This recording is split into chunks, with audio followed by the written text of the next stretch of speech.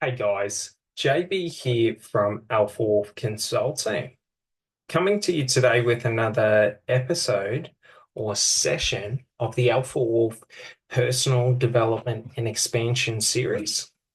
So today's session is going to continue on from yesterday's session and the day before session of really understanding the Tao and Zen philosophies of the flow of life, of the natural flow of life, of the energy of life, of connecting in with that energy.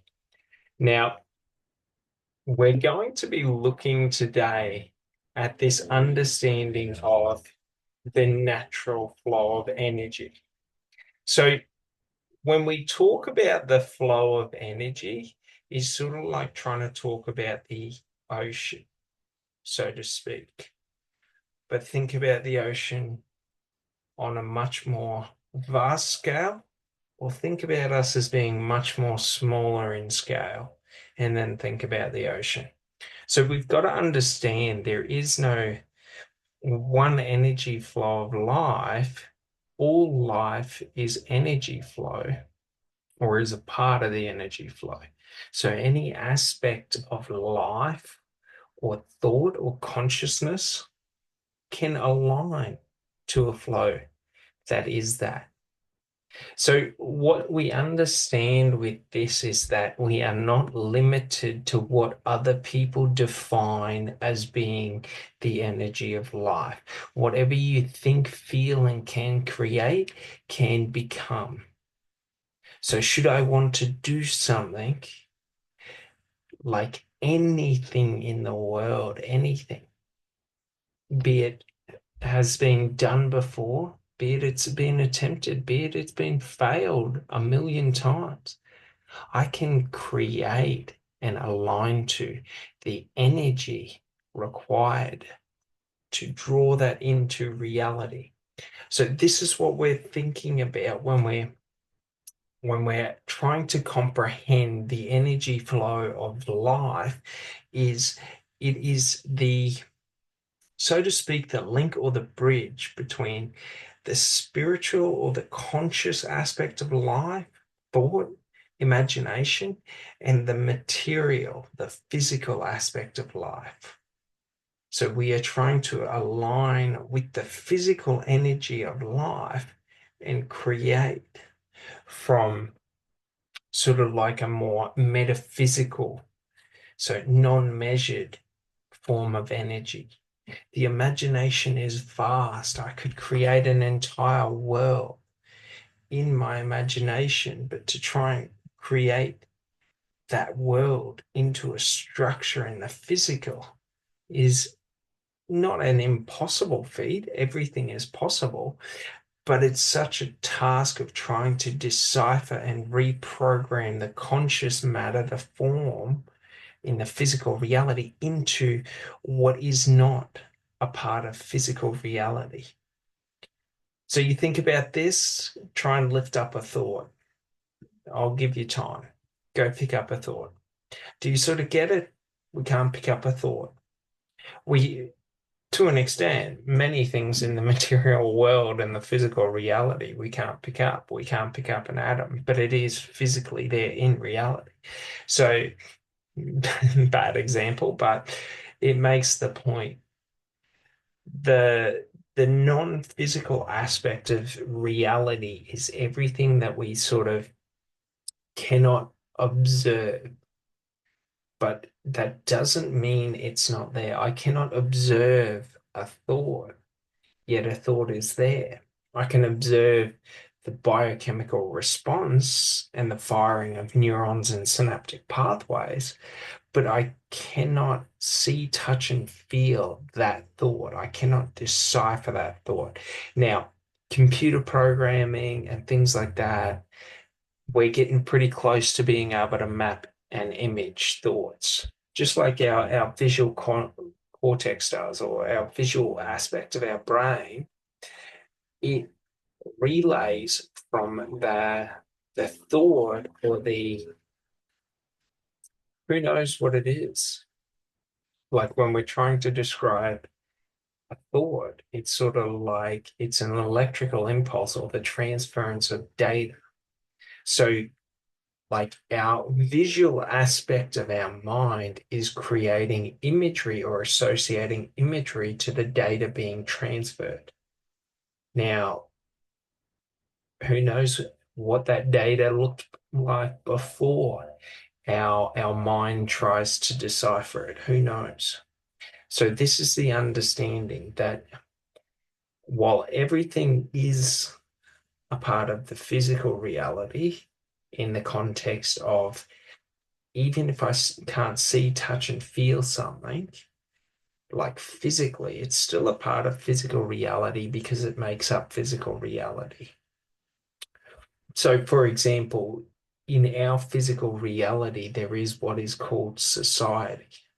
So, without thoughts, emotions, feelings, connection, and all of this, physical reality would not exist as we comprehend or understand it. So we just understand that our thoughts and emotions are a part of physical reality, even though we cannot physically measure them. So I can measure the physical responses, the behavioral responses, the language. You know what I mean? But I can't, so to speak, measure the emotive aspect of the response. I can categorize it as being higher or lower than another emotive response, but I can't categorize the emotive aspect of it, so to speak. Because in everything in life, you can argue against it. So there is no, this is the only way. What I am giving you is a conceptualization of an understanding of something that is so complex that trying to find words to describe the true reality is almost an impossible feat. And it is a feat that I am working on and will be working on for the rest of my life. Being able to describe the undescribed, being able to see what we've never seen before. So when we understand this, okay, and we understand this aspect of the non-physical and the physical, yet they're both a part of physical reality. So without the non-physical, the physical couldn't be. You know what I mean? Like without the attraction of, atoms and electrons and whatever, all of those things, like matter would not be able to stick together.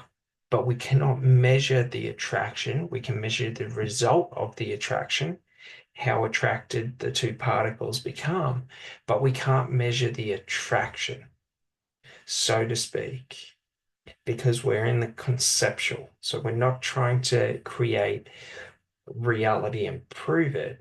And this is the difference between conceptual understanding or conceptualization and execution or implementation. So to be able to execute on something I conceptually understand, I must be able to measure the actions and reactions. So we just understand in conceptualizing and understanding things that we cannot yet describe, that we cannot yet measure in terms of language, in terms of like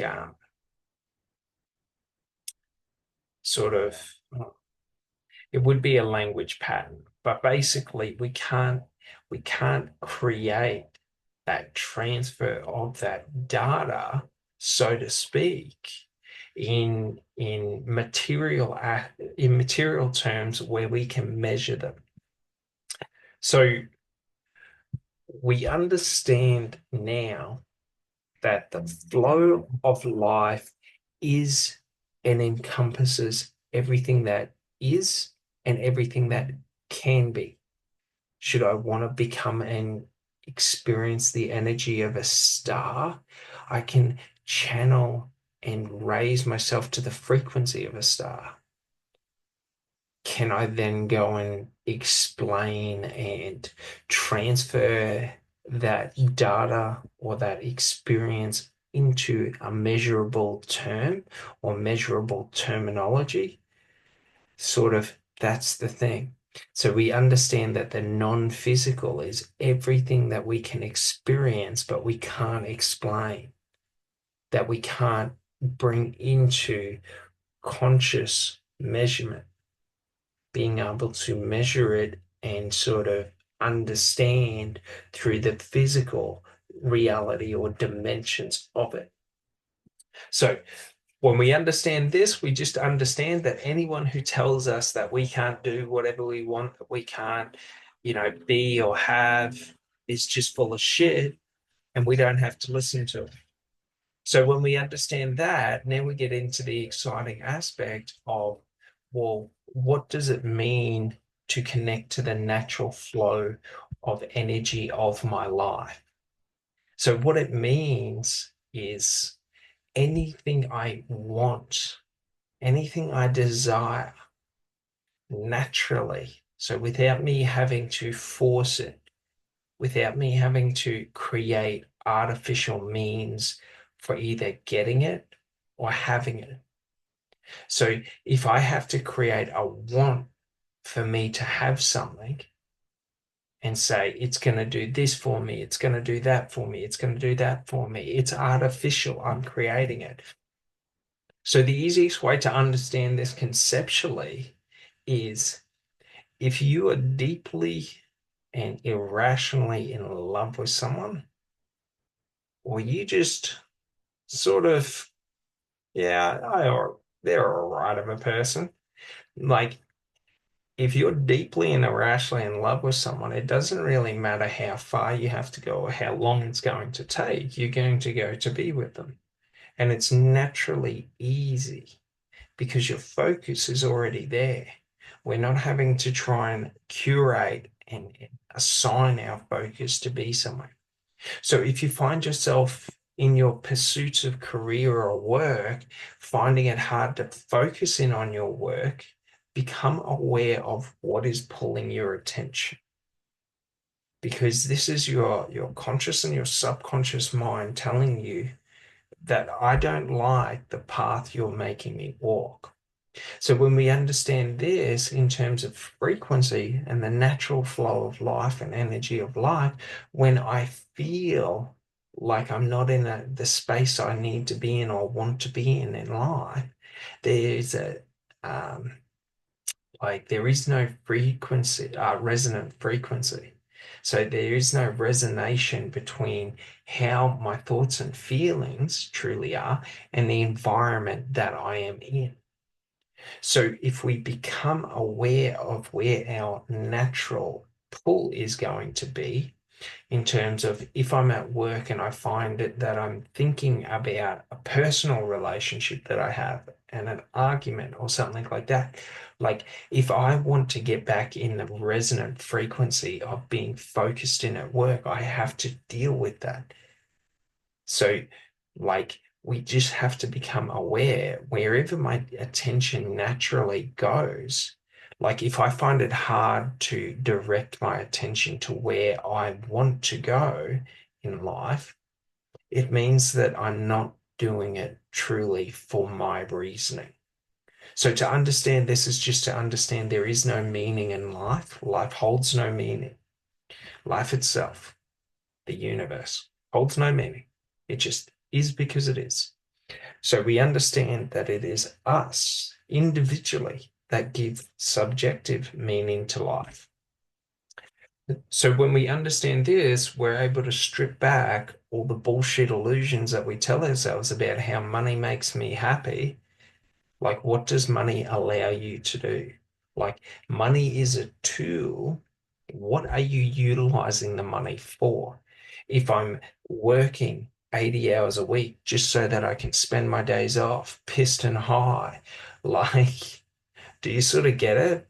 Like, why wouldn't I just become an alcoholic? Like, I'm already going to do that. Do you sort of get it?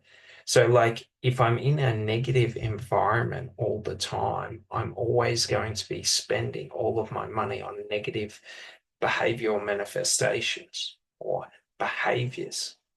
So, if I want to get into a state where I don't need to upkeep all these negative behaviors that I pick up, like, eating certain foods, shopping. Like it's any behavior that makes you feel good about yourself that is external to yourself. So, should I smile and be kind to people and that makes me feel good? That is not something that is external to me. Do you understand? But if I'm trying to look good and have other people appreciate me and then I feel good about myself, now that is external to me because I don't control the action. So I have to try and figure out and reverse engineer the best outfit so that everyone always likes me, blah, blah, blah, blah, blah. So we just understand anything that I'm trying to do where I'm trying to be validated or I'm trying to have the external environment be my main data feedback. Like if I smile and I'm kind to people, I'm not assessing the responses that those people had to me. I'm assessing how I felt as I took the actions. So it's all internal. I'm able to hold and create the frequency that I want to have. Do I want to be pissy and pissed off, or do I want to be jolly and happy? Like, so we understand it's my choice, the frequency or the flow of energy that I want to move in. If I'm trying to do things based on how it affects everyone that's around me, so if I'm taking actions because if everyone around me tells me I'm doing a good job, I feel like I'm doing a good job. Like if that's the case, there's always going to be a disconnect because unless the external environment and me share the identical or same values across the board on everything, henceforth why we naturally gravitate to people who think and believe what we think and believe.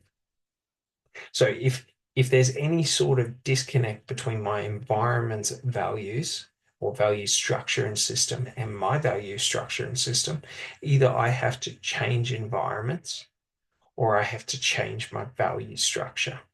So this is where we lead to putting on false masks and creating these false personas that are like having a, so to speak, a dummy next to me where you think the dummy's the one speaking.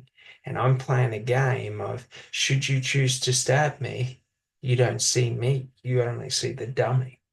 Do you sort of get it? Like it's these illusions of protection through, separation or distancing who I really am to who you think I am. So that should you try to attack who you think I am, they are not my weaknesses. They are not my true fears. I keep my true fears hidden so people can't use them against me. A funny thing to know is once I stop hiding from my fears in life and I address them and I move towards them, they cease holding power over me. Should I cease to fear being stabbed? Should you stab me? Like I'm not in fear anymore. Do you sort of get it? So we understand that these illusions of self or these aspects of self that we create, these, you know, these outward appearances are actually what create the frequency sort of feedback that we get in terms of when we feel a lot of resistance into our life, that we're not living the life we want to live, that we're not doing what we want to do in life. The funny thing is the reason that there's a frequency imbalance is because I'm attracting what I don't want in life, and I subconsciously realize I don't want this. So, like, for example, I used to think money was the path to success. So I became highly materialistic, and money was all I cared about, and money was all I talked about, and this and that. And all I thought about was how to be successful, how to be successful. And the funny thing was, everyone who was around me was highly materialistic. Everyone who I attracted towards me was highly materialistic. Do you sort of get it? So like I don't really care about money. People just told me that was how you succeed in life because I had this idea when I succeeded in life that I would finally feel good about myself and feel good about like feel at peace in life and not always feel like I'm trying to find the secrets of life, trying to, you know, avoid waking up at 80 living a life I hated, a miserable life. That was my biggest fear. And you know, the funniest thing, once you realize and accept your fear, that my fear was to wake up when I was on my deathbed, realizing I'd wasted my time on all this bullshit that other people thought was important, but didn't really matter to me, especially. So as soon as I realize that and accept that is my biggest fear, well, how do you change that? It's pretty simple. Every day you make decisions based off what you want, not what other people want. Other people can go and get fucked. Do you know what I mean? Like if other people don't think what you see as being meaningful in life as being valuable, tell them to go and suck a dick. They can get fucked because they don't have to lay on the fucking deathbed for you. No one lays on the deathbed for you. That was my realization. So if I am the only one who ever has to make peace with my life when I am dying, then I am the only one who gets to make a decision in my life and on my life. Other people may have good information, but they do not get to decide. Do you sort of see when we make this realization and have this epiphany? This is enlightenment. When I realize it is only me that I am accountable for in life, and I am only at account to myself. Every decision I make, I must be accountable within myself, to myself, about that decision and not tell myself bullshit lies. When we have this realization, the masks fall because we realize we're telling ourselves all these bullshit lies about what can be, what should be, how should be. So the realization is once we drop that, which is the ego is the one that wants to protect. Should you stab me, you will see me smile. Do you get it? Like, I don't need to protect myself from you stabbing me because as soon as you stab me, I lose my mind and go manic. Do you sort of get it? Like, I don't have to worry about it. I don't have to put up barriers. And what happens then if I'm not worried about you attacking me? In every situation, I'm far more confident, or at least perceived to be confident. You will perceive me to be more confident, for I do not even need to defend against blows, for God is with me. Do you sort of get it? It doesn't really matter. It's whatever you want to choose to believe becomes your reality. Do you want to choose to believe all the illusions where I must protect myself from other people because they have more power over me than I have over myself? Or do you want to take that control and say, any challenger may come, any challenger may try? Do you know what I mean? Like it's this way of excitement and anxiety.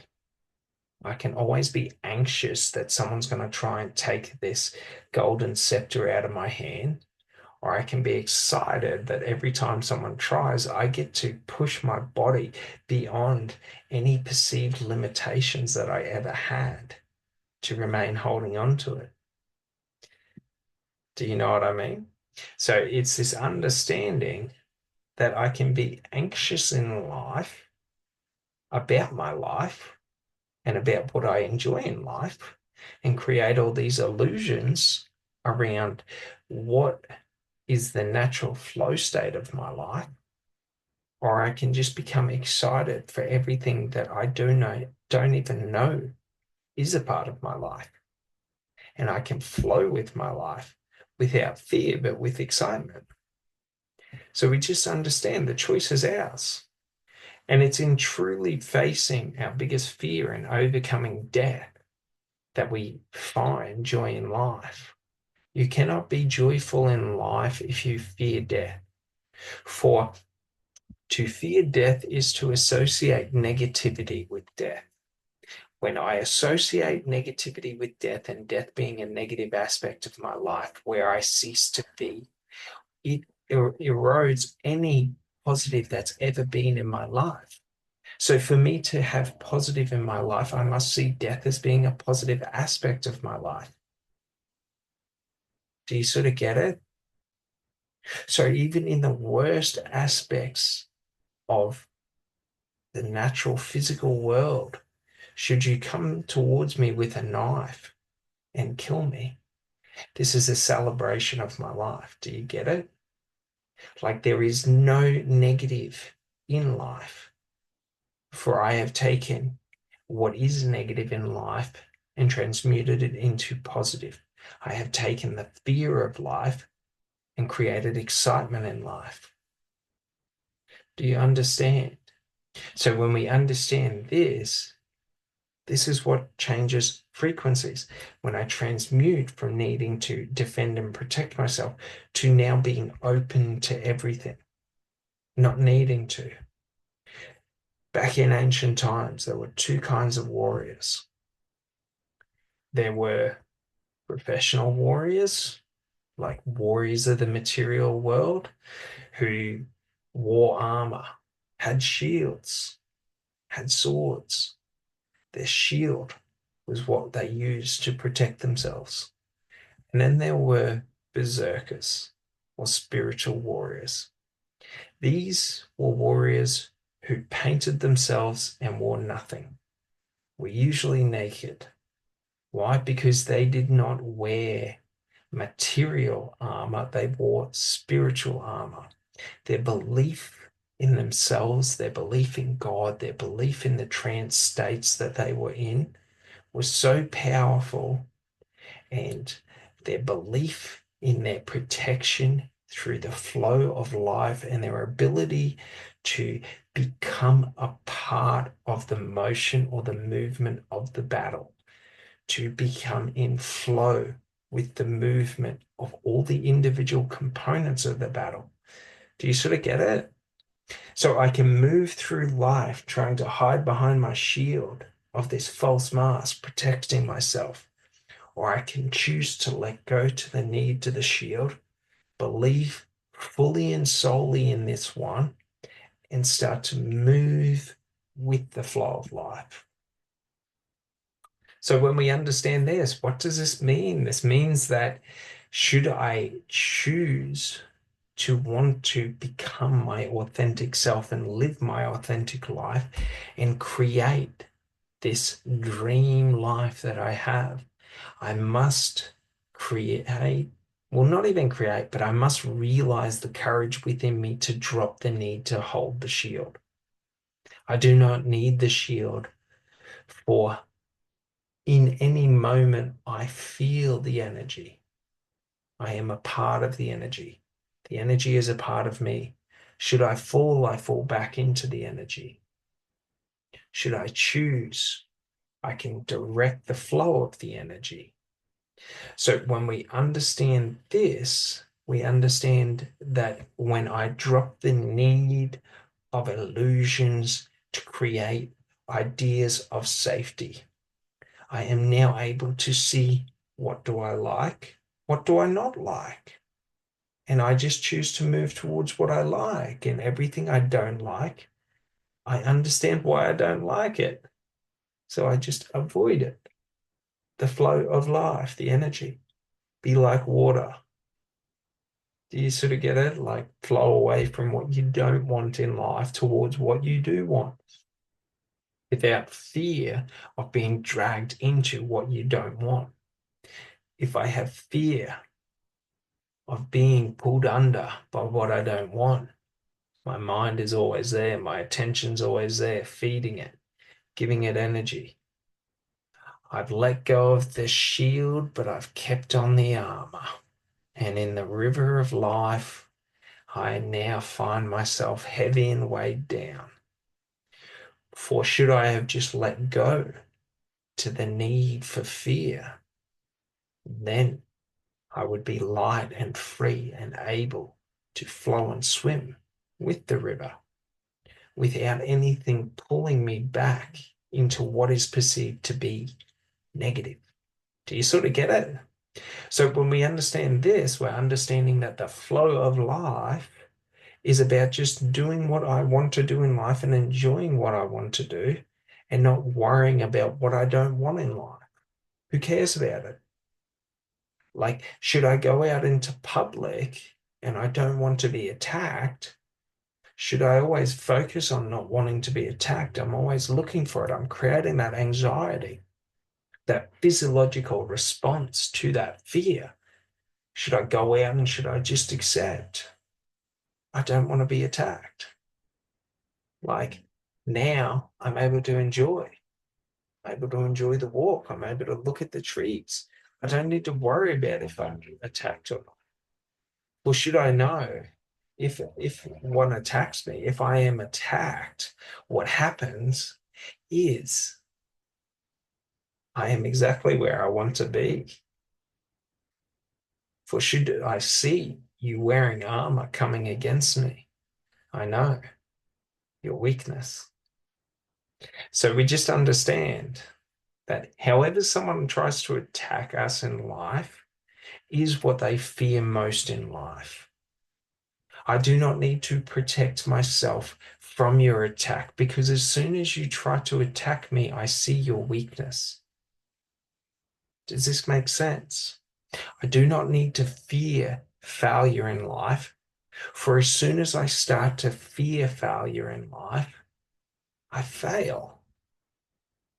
Why?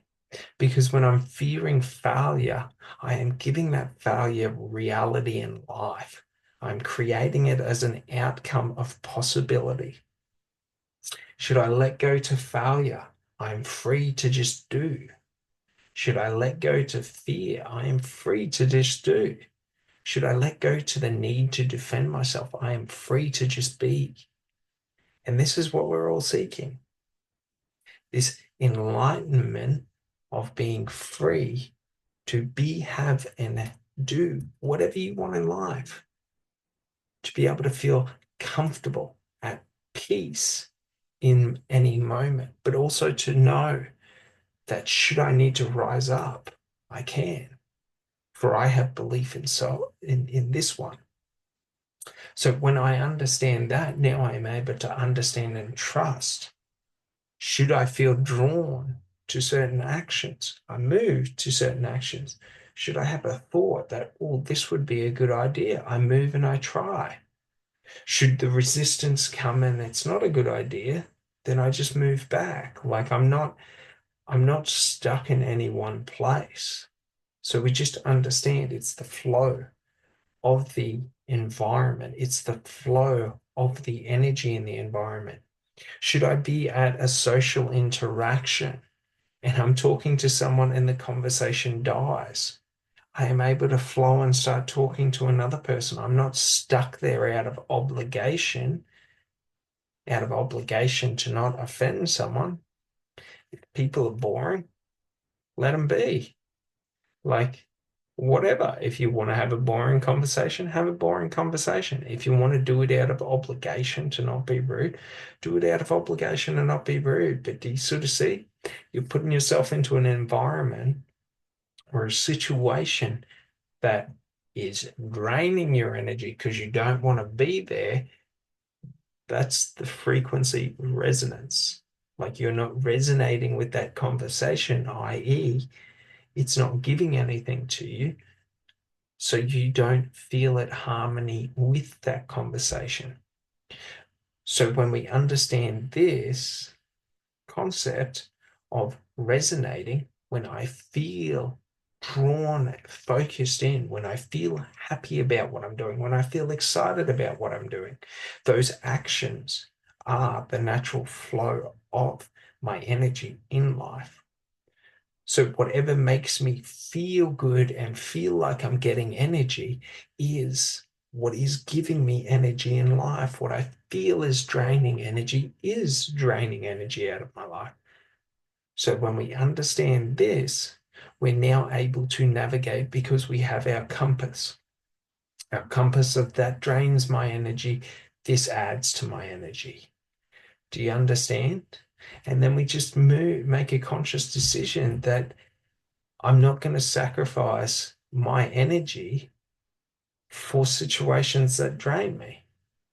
So I'm making a conscious choice to always fill my cup rather than pour it out, and toss pearls in front of swine, as Jesus said. Do you sort of get it?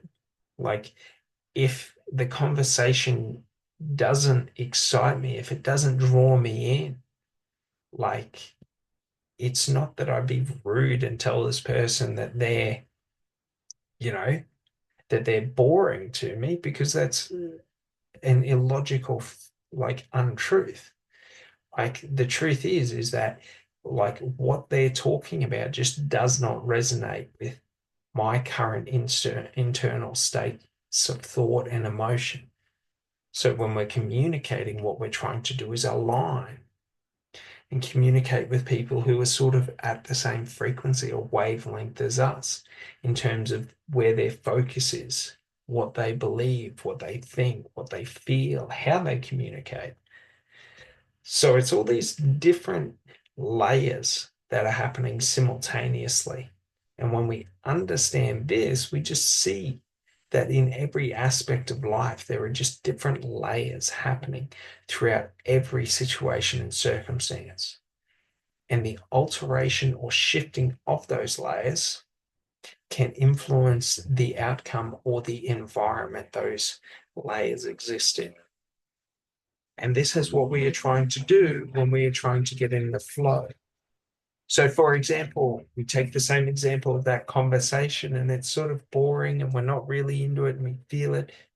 So we start asking different questions, start finding out, do you like the same things as me? And we're looking for a point of relation, a point of commonality that we can relate and connect on. Do you sort of see, if you observe any new conversations that you have, the whole point is to try and find commonalities that we relate on, because that's the points of harmony and resonance. That's when we're resonating with each other so we can connect. So what we're trying to do through life is understand our emotions and our feelings and all the actions and things that we are doing, and find those points of resonance, and then we have locked them in and mapped them, so to speak. So, like, for example, if I know Tony likes pizza and we talk about pizza because I like pizza, like, I'm not forgetting that and going, oh, what the fuck does Tony like again? Do you sort of get it? So, like, I know Tony likes pizza. If I ever want to, connect with Tony and talk or start a conversation, we can start a conversation talking about pizza. I like pizza, he likes pizza. Do you sort of get it? Like, it's understanding this. So now we do it for our life or our actions in life or what we're trying to do. What we're doing is taking actions and then measuring our emotional states of being, our feelings, because our feelings and emotions are where sort of like our energy or our heart space connects in. Do you sort of get it? So, like, through emotion and feeling of how I feel in the moment with what I'm doing determines how aligned I am to it. If I feel like an action I'm taking doesn't feel right, I'm not aligned with that action. Maybe there's another way to do it. Do you sort of get it? Like, these are just ways of measuring our alignment to one, our authentic self. So, how I authentically think and authentically feel, and our authentic desires in life, what I authentically want in life. Like, for example, like, do people truly want McDonald's, or do they want the sort of the drug effects of McDonald's? Do you sort of get it? Like, if you consciously think about the experience of eating McDonald's, is it pleasurable? Like the whole experience? Like, do you feel great after? Like you could go run a marathon, or do you feel shit after?